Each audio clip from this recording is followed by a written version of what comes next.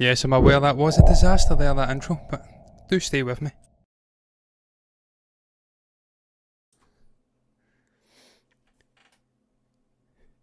Hey everybody, and welcome to this Wednesday's MBE Movie News. I'm having an absolute mare with the macros tonight. You'll have to forgive me, as ever. I start doing weight training like 45 minutes before I go in and do these shows.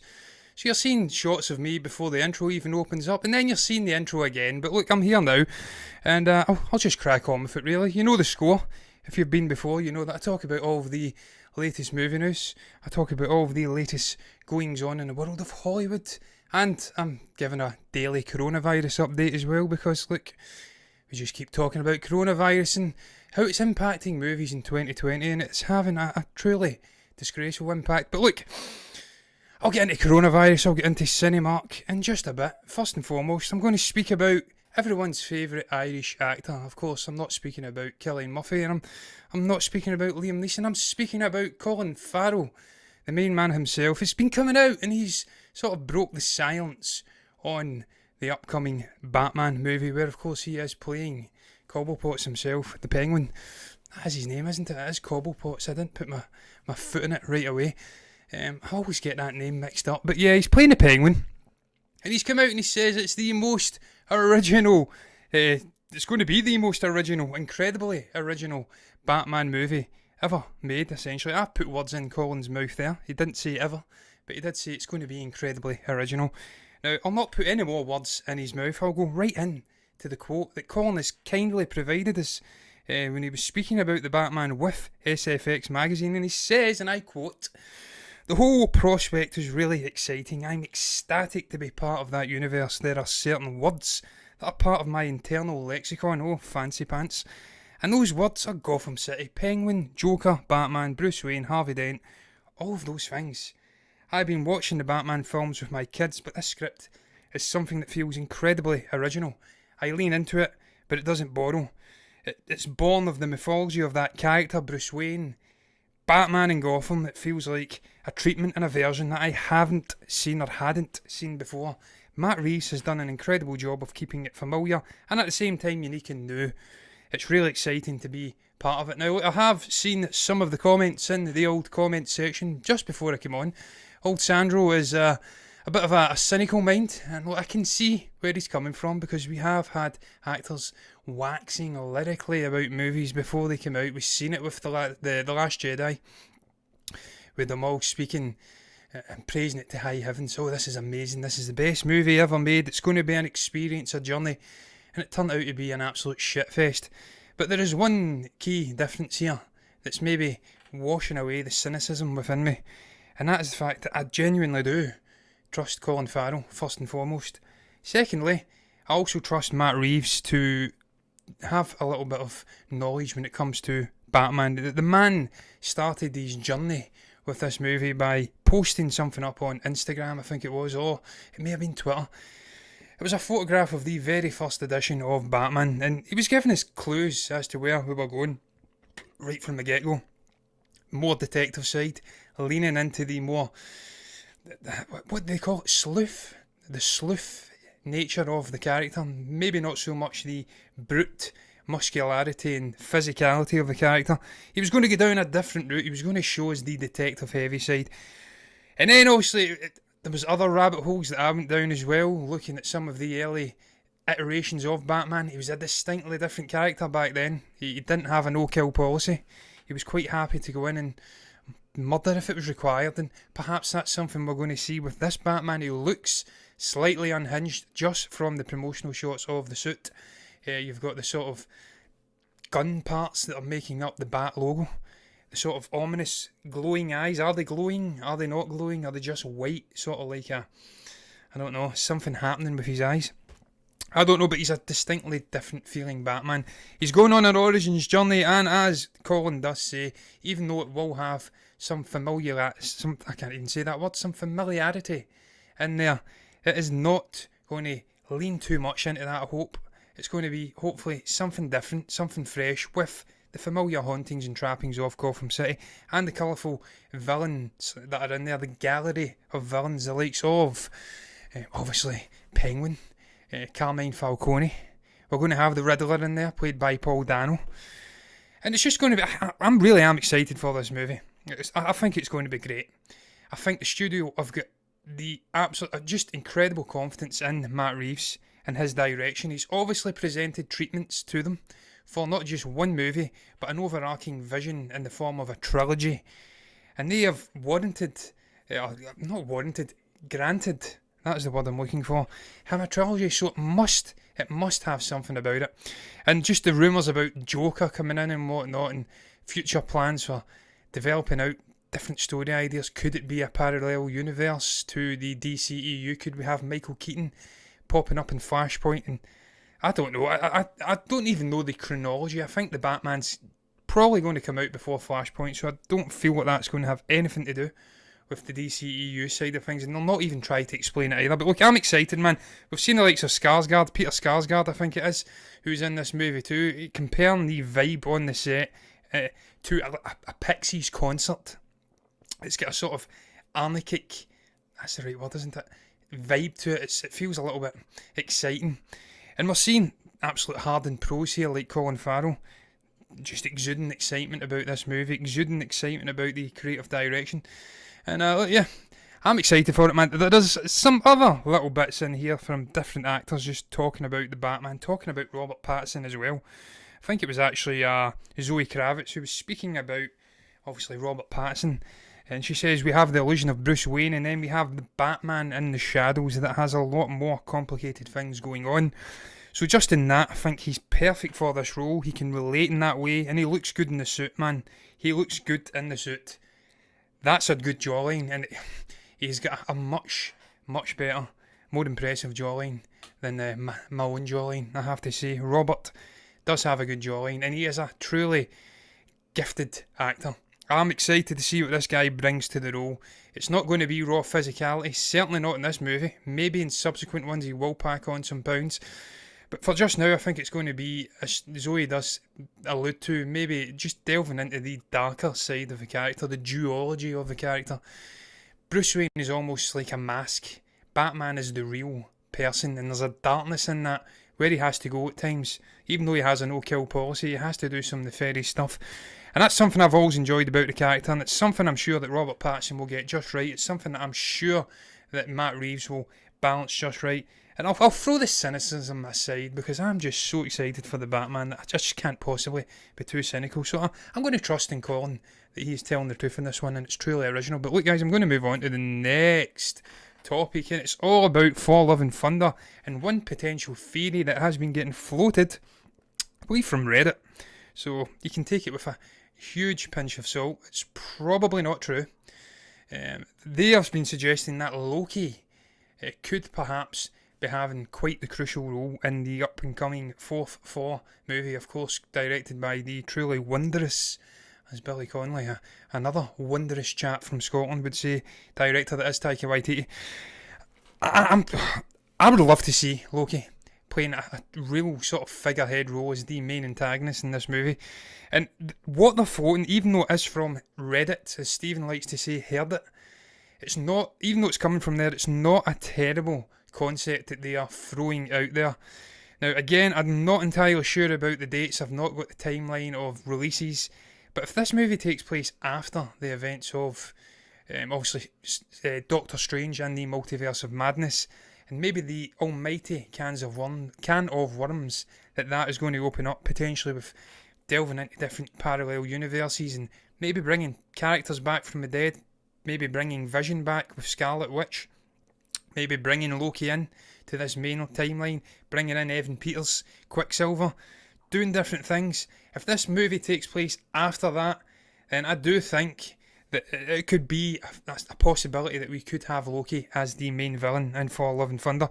It could be that is why Natalie Portman's character is going to be, her name completely eludes me at the moment, incidentally. Is it Jane? I think it's Jane. It could be why Jane, perhaps you can correct me below if I'm wrong about that name, is actually in this movie as well, because obviously she's going to be carrying Mjolnir. She is the female Thor. And what they're saying in this sort of theory is that perhaps in the timeline that Jane is from, this new, different Jane who's Thor, actual Thor, played by Chris Hemsworth, was killed. and he is then obviously not for in that world. She assumes the role, and she has now got Mjolnir, and she's now brought into this alternate universe, perhaps with Loki, with the actual Tesseract, all with Doctor Strange doing some nefarious stuff in the multiverse, and that's why she is sharing a universe, and we have two Thor characters, and it could... I love this.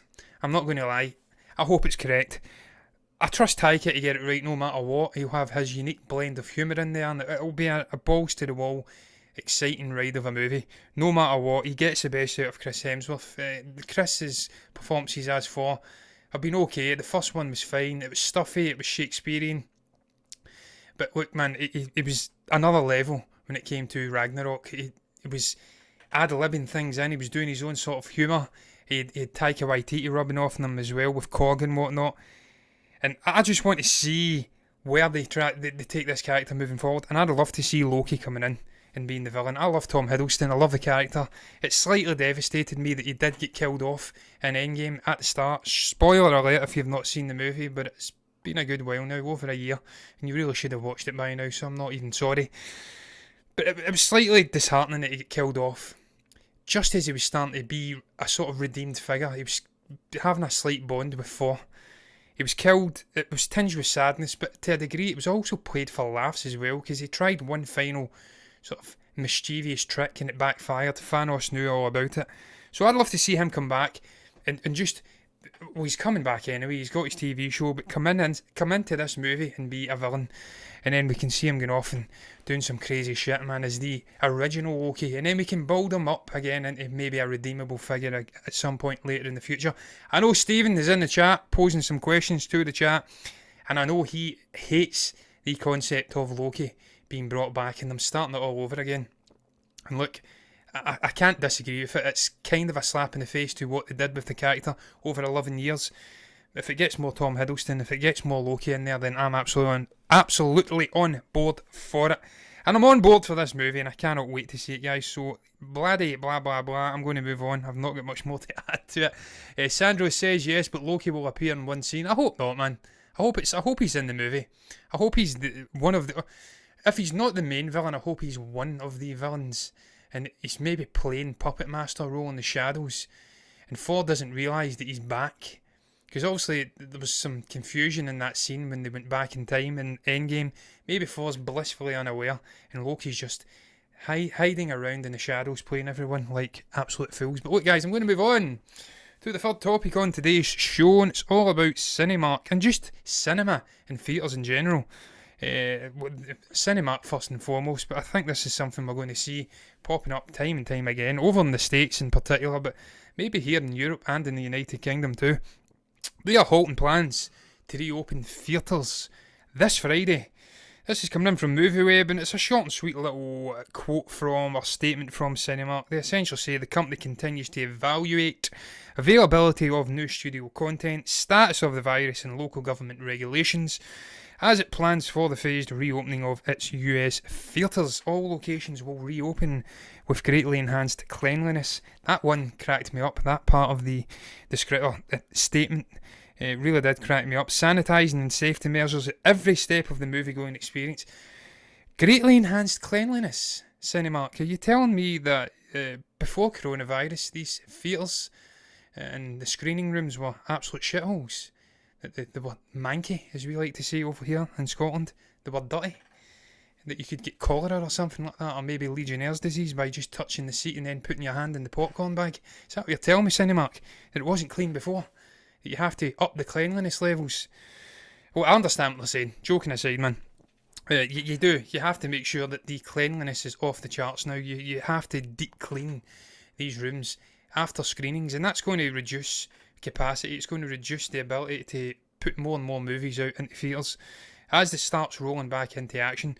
So I get what they're saying, but what kind of confuses me is they continue to evaluate availability of new studio content. Well, you don't really have to do that, Cinemark, because it's pretty clear there's no movies coming out in the next month or so. Certainly no big new movies are coming out. They just keep getting pushed back again and again and again. We've seen it with Tenet. Mulan will be next unless something miraculous happens. Although China does have a 2-hour time window on their movies, you can't go over it, and by all accounts, Mulan is under it, so perhaps Disney will say, you know what, to hell with the United States, we'll put it out in China, and we'll put it out in other environments which can see it. The virus is getting worse. I hope not, Sandro. We're doing a pretty good job over here in Scotland, dealing with it. Deaths are at zero for a number of days, nearly a week now. Cases are kind of at an equilibrium at the moment, so I hope it's not getting worse. I sincerely hope it goes away. And I hope it doesn't come back in a second wave, man. Certainly not, because we're never going to get to see Tenet. And that's the movie I want to see the most. We're never going to get to see Dune. That's the second movie I want to see the second most. I'm not going to get to see movies like No Time to Die for a long, long time. But look, I will get into that as well, because there is a slightly interconnected article. But look, as I did say, before I get into that interconnected article, I just feel like this is something that's going to rear its ugly head with other theatre chains over here, the likes of Cineworld and View and Odeon, over in the States, AMC. If things don't pick up dramatically in the next couple of weeks and we don't see some cast iron guarantees from traditional studios that big blockbuster releases will be coming out in theatres for a decent stint, then there's going to be more and more theatres just shutting the doors until they can ride it out.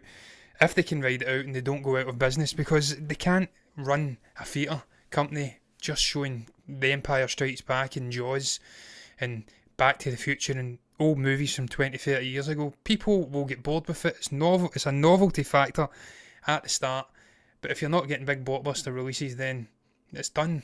They're finished as organisations, and we'll probably see a transition over to streaming services until they get a real hand on, or a vaccine comes out or something like that. But look, I've not seen IMDb. Actually, no, it will not be reopening its stores this Friday.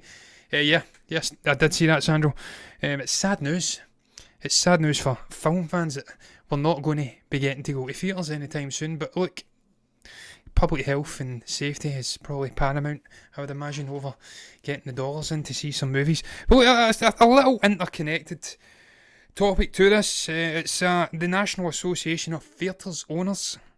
It's the head of that. It's John Vivian. He has been arguing as a sort of opposite argument to this argument that we shut down the theatres until everything's okay. He believes that it's time to reopen movie theatres up again. The time is now. He says distributors should stick with their dates and release their movies, because there's no guarantees that movie markets or more markets will be open later this year until there's a vaccine that's widely, I'm being wild tonight, available. There will not be 100% of the markets opened. Because of that, films should be released in the markets where it is safe and illegal to release them, and that is about 85% of the markets in the US, and even more globally. They should release their movies and deal with this new normal. I kind of agree with John Vivian for the first time in forever. I've heard this guy open his gub many times before. He's been speaking about Universal and how they're out of line, proposing plans to release movies concurrently in theatres and on streaming or VOD. And I disagreed with him then, but I don't think this virus is going to go away anytime soon. I hope it doesn't get worse, but I don't think it's going away this year. I think we're just going to see it get up, spiking, and then dropping back down. And therefore, we're going to have a situation where it's either do or die, now or never, for movies like Tenet, Dune, other movies still scheduled to release this year. If they don't release them this year, they're going to get pushed back to next year, and we're going to have a situation where there's going to be a blockbuster released, or an event movie released every week, and it's just going to cannibalise box office numbers. I'm sure the theatres will be absolutely rubbing their hands with glee in a hypothetical situation like that, if they survive. But it's not good for studios, and I think at some point they have to make a decision. Do we just put the movies out and see where it lies, if we can trust people to go in and watch them perhaps? And as he says, Vivian, 85% of the markets, I don't know where he's getting his stats from or whether there's any accuracy in his comments, but I agree with Vivian. I think we should just let it go, man. Was that a song from Frozen? Let it go, I think it was. Just to quote that, let it go. Open the theatres up, see what happens. I can understand the movies like Tenet, who have got two $300 million budgets and perhaps not want to risk it, but for other movies, just let them come out and see what happens. And people who can go and see it will go and see it. People who are scared to go and see it won't go and see it. Markets which are able to open theatres up will be able to take the movies into their theatres, and ones that aren't will not. And that is just the new normal, as John Vivian said. And we're just going to have to live with it and move on. Or we're never going to have theatres ever opening their doors again, and we're not going to have any more movies to go and see. And well, theatres if they're not opened. But look, guys, I'm moving on. Talking absolute nonsense here. To the fourth topic on today's show, depending on where you're at. And this one is coming in from Screen Rant. It's all about DC's Black Adam and some more coronavirus chat. Oh, I just can't get enough of talking about coronavirus. It's the film and its production has apparently been delayed until 2021 now. Again, this is a sort of a filler topic to keep the show going until the end, you know. I don't want to just end it after 3 topics. I don't know how long we're into this show, but I feel like I should maybe extend it out just a little bit longer. And this is a perfect little filler topic. It doesn't surprise me in the least that the production isn't starting until 2021. We've got a catalogue of movies which are not even out yet from DC, the likes of obviously Wonder Woman 1984. We've got Shazam in sort of production purgatory as well. And now we've got Black Adam, which was set to come out after Shazam anyway, I believe. Now also being pushed back until 2021. It doesn't surprise me, man, until this situation, as I keep saying, kind of goes away and we have a sort of established norm, new norm. Or maybe until we get the green light and we see how other productions which are currently ongoing fare. And only then will I imagine that we'll see more and more movies starting to get back into production. We've got the likes of Uncharted. It's currently just chugging along in production at the moment. We've got, I think, Jurassic World Dominion currently in production. Mission Impossible 7's about to go back. The Batman is just completely foregoing public spaces. It's building huge sets and sort of studios. So we're going to see more movies testing the waters, dipping the toes into the water. But I can understand the rationale for Black Adam. It's not a necessary release right now, let's be honest. It's not something that's going to make or break DC and Warner Brothers' vision. He's a sort of side middling character who's got potential because Dwayne Johnson's playing him. But Zachary Levi's playing Shazam. He's already established. We'll have his movie at some point. We're getting the Batman, which is currently, as I says, in purgatory just now, but about to go into production. We have Wonder Woman about to come out. So we've got established sort of schedules in place, and we can get Black Adam anytime really. I'm excited for it, but I'm not too bothered about it getting pushed back until 2021. Dwayne Johnson will just get bigger and bigger. It gives him more time to look like a truly ridiculous figure. I mean, he's already ridiculous. As a guy who does weight training, I look at that guy and I think, Jesus H. Christ, how do you get to that size? How much sort of discipline and training and hard work do you have to put in over how long a period to get to look like that guy? He's just an absolute monster of a man, but I'm sure he will find a way to utilise this next year and put even more meat on. And he's doing some movie for Netflix as well, so look, it's all good for Dwayne Johnson, it's all good for Black Adam. It'll be made. It's not like Gambit. It's not in a sort of purgatory forever. It will come out, and the movie will actually come out as well when it gets made. But look, guys, I'm done. I'm going to move on to the final topic, man. They're clever. Yeah, they are clever. I agree. I agree, not agree. Sandro, I think it's the correct decision. We're not quite ready to start flinging just about every single movie into production yet. We'll see how the movies that are being made right now do. See how they fare with this sort of new regulation that's been put on with the coronavirus distancing and stuff like that on the set. And if they fare well and they can create good movies from it, then I'm sure we'll see confidence getting up and we'll see more and more movies getting put into production. But look, guys, speaking about movie release dates changing, I'm going to end the show on an absolute downer by continuing to speak about movie release dates and them getting delayed. It's all about the Conjuring 3.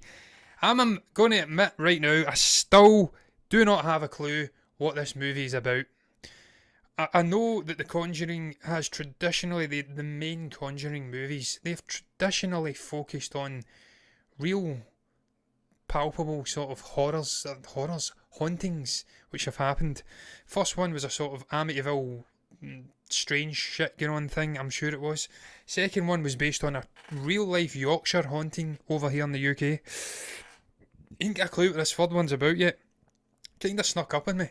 I didn't realise it was coming, or it was supposed to be coming out so soon. So this perhaps is a good thing for me that the movie's been delayed, because I can go back and watch the first two again, which I love. Love those movies, and I can maybe do some research on the third movie and actually get a sense of what it's going to be about, and just pray in the fetal position that this is going to be better than the absolute shower of shite that was The Nun, and the even bigger shower of shite that was it Annabelle, that's part of the same universe as the Conjuring. The spin-off Conjuring movies have been god awful, man. Terrible, terrible movies. So I'm just praying this is going to be good. The Warrens are there. We have got Vera Farmiga, and we've got Patrick.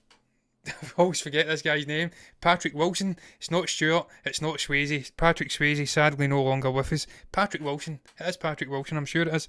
They're there, and they lend some sort of emotional linchpin to the story. They lend some box office appeal and pull to the movie as well, because you know when they're there, it's going to be semi-good. I understand they were in that latest crappy spin-off, but nothing can save that, man. I mean, that's just shit. But look, I digress. I'm going off on tangents here, man. Let's speak about what the actual director had to say. He says your theatrical release has been pushed back to hopefully the bright but distant future of June the 4th, 2021. He's also said in brackets, also sorry to the many Batman fans as we're taking that weekend. Batman comes out later on in the year, my friend. I don't know what crack you've been smoking. He's then went on to say, and I know that the date seems very far away. I'm sure this brings some angst and frustration, even more than what everyone must be feeling already. And I have my own personal list of movies, books and video games that I'm counting down. Knowing that the stuff is coming gives me a sense of stability in a very unstable world. I agree with you. Amen to that. Michael Chavez, it does, it brings some stability. That's why I want to get back into theatres and start watching movies again. Escapism from the horrors that are happening around us in the world. But I don't quite agree with this comment he's made about the whole we're taking that weekend comment, because the way things are going, 2021 is going to be just a ridiculous year for film. If we get a vaccine at the turn of the year, we're going to have about just a historical amount of blockbusters being released throughout the calendar year. And it could be every weekend we have a release. We could have Eternal, Shang-Chi coming out at weekends apart. Obviously not, because it's Marvel. But you know what I'm saying? You could have the Batman, you could have No Time to Die, you could have Eternals, Kong vs Godzilla. All of these releases, if they can't get released this year, which is a real possibility, the more they keep getting pushed back, we could have a situation where they're releasing again a weekend after weekend after weekend. So I wouldn't be flexing, Michael, over the fact that you've managed to nab the June 4th weekend, because it might be might not be a good thing. We may have ridiculous competition, my friend. But look, it is what it is, man. It's been delayed. Every movie's getting delayed. It's going to be ridiculous. I'm looking forward to 2021 already. June can't come quick enough. It's nearly a year away. We're going to have a truly monstrous year. It's going to be probably historical box office figures as well. 2020 was always going to be a low year for sort of financial side of things. The box office, it was a quieter movie year. It's been ridiculously quiet now because of coronavirus. I think the Invisible Man may still be the highest grossing movie of 2020, which is insane. But 2021, it was looking good, but it's looking even better now. Sandro, I'll round up the show by having a little look at what you've said before I actually close the show. And you have been saying they are clever, right? I've read that one. Who believes the real story of The Conjuring? I don't. Yeah, the Yorkshire, you should look into the real story of Conjuring 2. It's a strange shit that was going on there. Little girl levitating in her bed and whatnot. Voices being heard.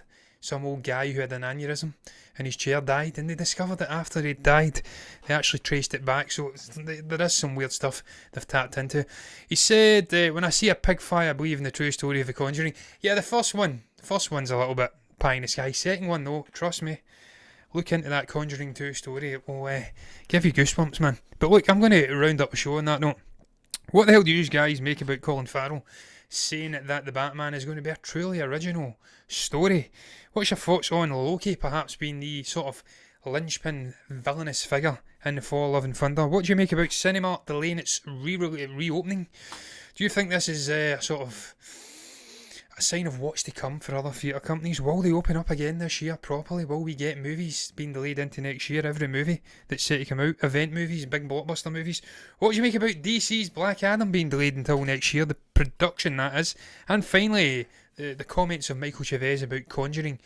If you've got anything to say at all, you can comment below and let us know what your thoughts are down below in the comment section. I don't know why it says let us. There's only one person in here tonight. Well, my dog's here, so you can let us know. He'll bark if he agrees. You can also like the video if you've enjoyed it, and you can subscribe to the channel if you want to keep seeing me waffling away. And if you do, you'll see me tomorrow with Stephen continuing to waffle away about hopefully some other exciting movie news, and you'll see us on Friday for our retro movie review of Train to Busan. See you later, guys.